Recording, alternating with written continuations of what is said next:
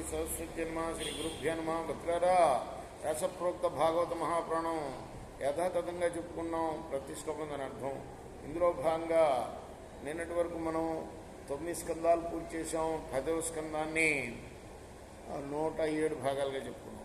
ఈ రోజున 108వ భాగం చెప్పుకునే ముందు వ్యాసుల వారికి నమస్కారం చేసుకున్నాం. అలానే క్షేత్రపాలకుడైన ఆంజనేయ స్వామికి నమస్కారం చేసి సమర్థ గురు సాయినాథ్ మహారాజ్కి జయ అని చెప్పుకుంటూ ప్రారంభం చేద్దాం. ఏకస్త్వమాత్మా పురుష పురాణ సత్య స్వయం జ్యోతిరణంతాజ్య నిత్యోక్షరోజస్ర సుఖో నిరంజన పూర్ణోద్వయో ముక్త ఉపాధితో మృత. బ్రహ్మస్తుతిని చెప్పుకున్నాం మనం. కృష్ణ భగవానుడు చూపిన లీలకు ముగ్ధుడై బ్రహ్మ స్వామి విష్ణుమూర్తిని కృష్ణ భగవానుని స్తుతించున్నాడు. అయినా నువ్వు ఒక్కడవే, నువ్వు అద్వైడువి, పురాణపురుషుడివి, సత్యస్వరూపి, స్వయం ప్రకాశ స్వరూపివి, సర్వవ్యాపకుడవి, ఆది పురుషులవి, కాలాతీతుడివి, శాశ్వతుడివి, నిత్యానంద స్వరూపుడివి, త్రిగుణాతీతుడివి, దేశకాల వస్తు పరిచ్ఛేదాలు లేనివాడివి, అద్వితీయుడివి, ఉపాధిరతుడివి. కాబట్టి అమృత స్వరూపుడవయ్యా నువ్వు. అమృతం అంటే మృతం లేనివాడివి అని. ఏవం విధం త్వాం సకలాత్మనామపి స్వాత్మానమాత్మాత్మతయా విచక్షతే గుర్వర్కలబ్ధోపనిషత్సు చక్షుష ఏతే తరంతివ భవానృతాం బుధిం. ఈ విధంగా నువ్వు సకల ప్రాణుల్లో గల ఆత్మవు నాయన. అయితే సూర్యుడు వంటి గురువు ద్వారా ఇటు తత్వజ్ఞానాన్ని సంపాదించిన వారు ఆత్మ సాక్షాత్కారాన్ని పొందుతారు. తద్వారా వారు నిన్ను తమ ఆత్మీయుడిగా భావించి నీ అందే ప్రీతిని కలిగి ఉంటారు. ఈ ప్రకారంగా నీ ఎడల శరణాగతులై ఎవరైతే నీకు అంకిత భక్తులవుతారో వారు ఈ మిథ్యారూపమైన సంసార సాగరాన్ని తప్పనిసరిగా తరిస్తారయ్యా. ఆత్మానమేవాత్మతయా విజానతాం తేనైవ జాతం నిఖిలం ప్రపంచితం జ్ఞానేన భూయోపి చ తత్ప్రలీయతే రజ్వామహేర్భోగ భవా భవవు యథా. అజ్ఞానులు తాడును చూచి పాము అనుకుంటారయ్యా.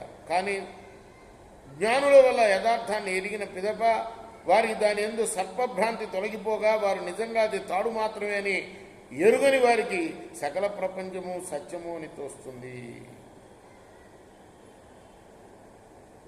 అప్పుడు తత్వజ్ఞానుల ద్వారా యథార్థం తెలిసిన తర్వాత వారికి ప్రపంచం మిథ్య అని స్పష్టమవుతుంది. స్వామి అజ్ఞాన సంజ్ఞో బౌబంధ మోక్షో గౌనామనాన్యో తరుతజ్ఞా భావా అజస్ర చిచ్చాత్మని కేవలే పరే విచార్యమాణే తరణాభివాహిని. నువ్వు సచ్చిదానంద స్వరూపుడివి, నిత్య చైతన్య స్వరూపుడివి.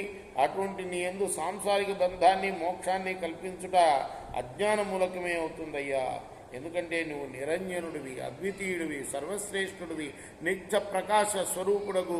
సూర్యునందు రాత్రి పగలు అని తేడాలు ఉండవు. అలానే నీ ఎడల జ్ఞానము అజ్ఞానం అనే ద్విధ భావాలు ఉండనే ఉండవు. త్వామాత్మానం పరమత్వా పరమాత్మానమేవచ ఆత్మా పునర్బహిర్మధ్యో మృగ్య అహోజ్ఞ జనతాజ్ఞత. ప్రభో నువ్వు సకల ప్రాణుల యందు ఆత్మస్వరూపుడువై భాసిల్లుతూ ఉంటావు. కానీ అజ్ఞానులు నిన్ను వేరుగా భావిస్తారయ్యా. పైగా అనాత్మ వస్తువులైన దేహాన్ని ఆత్మగా భావిస్తారు. అందువల్ల వారు నీకోసం ఇతరత్రా వెతుకుతూ ఉంటారు. ఎంత ఆశ్చర్యం! ఈ జ్ఞానహీనుల యొక్క అజ్ఞానాన్ని గురించి ఏమని తలంపవచ్చు?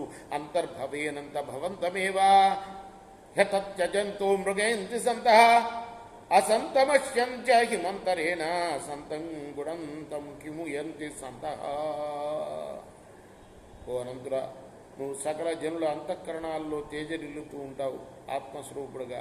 కాబట్టి సత్పురుషులు నీవు కాకుండా ఇతరమైన గోచర ప్రపంచాన్ని త్యజించి తమలోనే నిన్ను వెతుక్కుంటారయ్యా. తాడు వాస్తవంగా పాము కానప్పటికీ దాని యందు సర్పభ్రాంతి తొలగనిదే వారికి నిజమైన తాడు స్వరూపం ఎలా తెలుస్తుంది? అలానే బాహ్య ప్రపంచం అంతా మిథ్య అనే భావం తొలగనిదే వారు తమ అంతఃకరణాల యందు నిన్ను ఎలా దర్శింపగలుగుతారయ్యా. ఎంత బాగా వివరించారు. రజ్జు సర్పభ్రాంతి అనేది ఈ మా తత్వ జ్ఞానంలో ముఖ్యమైందనమాట. అంటే మనం చూసేదంతా మిథ్య అని ఎప్పుడు తెలుస్తుంది అంటే జ్ఞాని వల్ల తెలుస్తుంది కదా. జ్ఞాని చూపిస్తాడు మనం. అధాపి తే దేవ పదాంబుజద్వయా ప్రసాదలేశానుగృహీత ఏవ హి జానాతి తత్వం భగవన్మహిమ్నో నాన్యై కోపి చిరం విచిన్వన్. భక్తుల హృదయాల్లో స్వయంగా ప్రకాశించే పరమేశ్వర, నీ స్వరూప జ్ఞానం, నీ మహిమ బోధపడినంతనే జగత్తు సత్యం అనే అజ్ఞానజనితమైన భావం తొలగిపోతుందయ్యా. అదంతా మిథ్యని తెలుసుకుంటాడు. అప్పుడు నీ పాదపద్మాలను సేవించడం ద్వారా నీ అనుగ్రహాన్ని కొద్దిగానైనా పొందినవాడే సచ్చిదానందమయమైన నీ మహిమ యొక్క తత్వాన్ని తెలుసుకోగలుగుతాడయ్యా.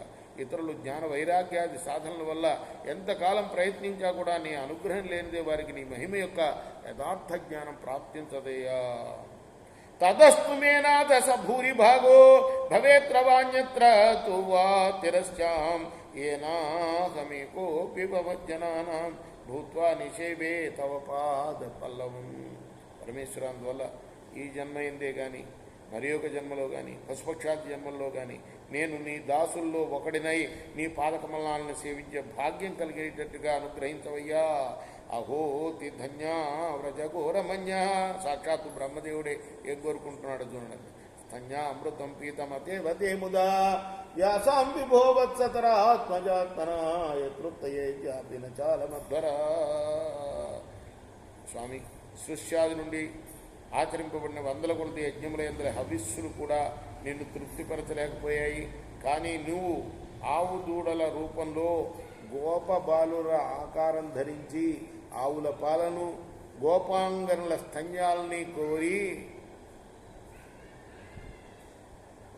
బ్రోలి పారవస్యాన్ని పొందుతూ ఎంతో కుతూహలంతో చరించావయ్యా.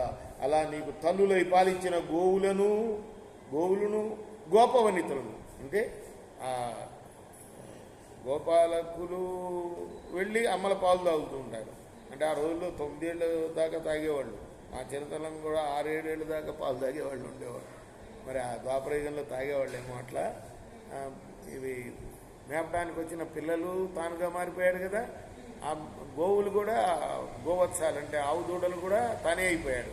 కాబట్టి అదే చెప్తున్నాడు, నీకు తల్లులై పాలించిన గోవులు గోపవనితలు పొందిన భాగ్యమే భాగ్యమయ్యా. వారి అదృష్టాన్ని నేను ఎంతని వర్ణింపగలను అన్నాడు. ఇక్కడ అర్థం రేపు కొనసాగిద్దాం. కృష్ణార్పణమస్తు. శ్రీ సచ్చిదానంద సద్గురు సాయినాథ్ మహారాజ్ की जय. చేకోరా హారతి గో సద్గురునాథ దేవ సాయినాథ. పాంచభూతి తత్వంలోని హారతులు తుమ్రా నిర్గుణం స్థితే వీడి ఎట్టి ఆకారం పొందిదువో సాయిరాం. సర్వం నుండి నీవే ఇంకర ఉండి తల్లివలే. రజోతమో సత్వం నుండి మాయడి నుంచే బాబా మాయడి నుంచే అమాయ నుండి వేరే